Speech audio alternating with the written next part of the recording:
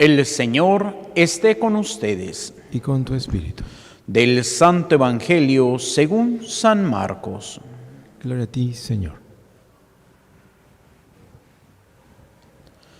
En una ocasión en que los discípulos de Juan el Bautista y de los fariseos ayunaban, algunos de ellos se acercaron a Jesús y le preguntaron: ¿por qué los discípulos de Juan y de los discípulos de los fariseos ayunan y los tuyos no?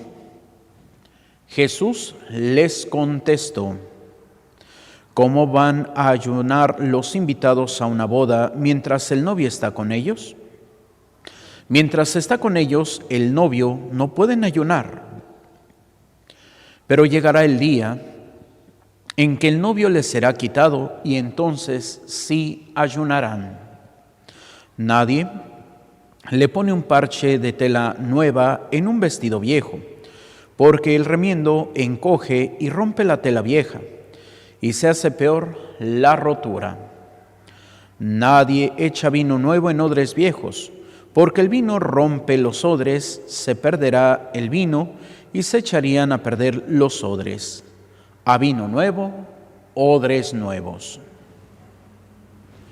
Palabra del Señor. Gloria a ti, Señor Jesús. Nos sentamos brevemente. Queridos hermanos, el día de hoy nos encontramos con este pasaje del Evangelio que nos habla del ayuno. Y bueno, pues podríamos preguntar cuántas veces vemos el ayuno solamente como un simple rito. Que bueno, pues ya dentro de poco, pues a partir del 5 de marzo, pues tenemos la Cuaresma, y con la Cuaresma pues viene la práctica del ayuno. Pero ¿cuántas veces podemos nada más quedarnos con el rito? Pues es que no puedo comer. Y es casi como podríamos preguntar que los fariseos, o más bien podríamos pensar que es como los fariseos le preguntan a Jesús: ¿por qué los discípulos de Juan el Bautista y los discípulos de los fariseos ayunan y los tuyos no? Y es en este sentido en que el Señor va más allá. Va no solamente al decir de que pues es que muchas veces se ayuna solamente por decir que se ayunó, pero tenemos que descubrir también el sentido del verdadero ayuno, que el verdadero ayuno, pues como lo escucharemos también en la Cuaresma, dice, pues es dejar de hacer el mal, dejar el pecado y todo esto. Y es precisamente porque el ayuno es una práctica que nos lleva a la santidad. Y en este sentido, pues ciertamente cuando tenemos al esposo, al novio, no podemos ayunar. Y esto en un sentido de la tradición judía. Ahora se nos hace difícil entenderlo por la dinámica hoy que conocemos de las bodas. Pues vamos, se casan en la iglesia, van al salón, hacen la fiesta y ya, se acaba la fiesta y cada quien para su casa. Todavía algunas comunidades musulmanas tienen el sentido de la fiesta antigua, como la tuvieron en su momento los judíos, que pues bueno, se hace la celebración de la boda religiosa y ya después pasan al convite, pero el convite dura 8 días. Por eso el día de ayer también nos podría resonar por qué Jesús tuvo que convertir 600 litros de agua en vino. Bueno, porque era para 8 días, y es en este sentido en el cual pues podríamos descubrir que el pueblo tenía pues ese sentido, que cuando el esposo está con los invitados, porque hay momentos en donde está solamente el novio con los varones, la novia con las mujeres, hay momentos en donde está el novio y la novia con hombres y mujeres, y hay momentos en donde pues ahora sí que están en la intimidad el novio y la novia, y pues ya los invitados es el tiempo de descansar.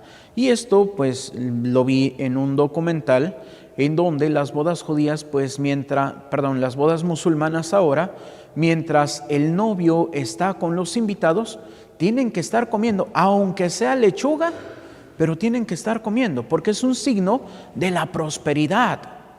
Y bueno, pues por eso ya hay momentos en donde pues ya no quieren estar comiendo, pero están comiendo. Y ya llega el momento en donde se retira el novio y bueno, pues ya es el momento de descanso de comer. Y bueno, pues ya después cuando se juntan el novio y la novia, pues son precisamente el baile, es precisamente pues algunas dinámicas para poder estar. Entonces, en ese sentido, cuando dice el Señor, cuando se les quite el novio, entonces sí ayunarán. Y esto pues podríamos también verlo en un sentido espiritual. Cuando podemos comulgar, cuando estamos en gracia con Dios. Pero en cuanto perdemos la gracia, se nos retira el novio, entonces tenemos que ayunar. ¿Por qué? Porque si comulgamos en pecado, dice San Pablo, el que comulga indignamente el cuerpo de Cristo, comulga su propia condenación. Entonces es ahí donde nosotros tenemos que ir luchando día en día por tratar de vivir, pues ahora sí que en este plan de Dios. Es ahí donde nosotros tenemos que ir luchando día a día. Y es en este sentido como el Señor, pues siempre que estemos con Él, siempre que estemos en esa gracia, pues el Señor nos da la salvación. Por eso la primera lectura del libro de los Hebreos, pues es lo que nos dice. Por eso dice, nadie puede apropiarse del honor sino aquel que es llamado por Dios, como lo fue Aarón. De igual manera, Cristo no se confirió a sí mismo la dignidad de sumo sacerdote, sino se le otorgó a aquel que había dicho, tú eres mi hijo, yo te he engendrado hoy. Y como dice otro pasaje en la Escritura, tú eres sacerdote eterno, como Melquisedec. Y este sacerdocio de Jesús podríamos preguntar, ¿cómo lo obtuvo? ¿Por qué? Porque pues aquí es esta carta a los Hebreos. Y por eso dice que Cristo no puede apropiarse del estatus de sacerdote. ¿Por qué? Porque también podríamos decir la tradición judía de las 12 tribus. ¿De qué tribu era Jesús? De la tribu de Judá. ¿Y quiénes son los sacerdotes? La tribu de Leví, que son los Coanim, los sacerdotes. Y entonces es ahí donde pues Jesús no puede ostentar un título de sacerdote hablando en sentido judío. Por eso dice que aquel que le dio o que le dijo, tú eres mi hijo, yo te he engendrado hoy, o como dice otro pasaje de la Escritura, tú eres sacerdote para siempre, como Melquisedec, que es el Salmo 109 que escuchamos como Salmo responsorial. Y es en este sentido que Cristo recibe por su muerte la dignidad de sumo sacerdote. ¿Quién es el sumo sacerdote? El puente entre Dios y el hombre.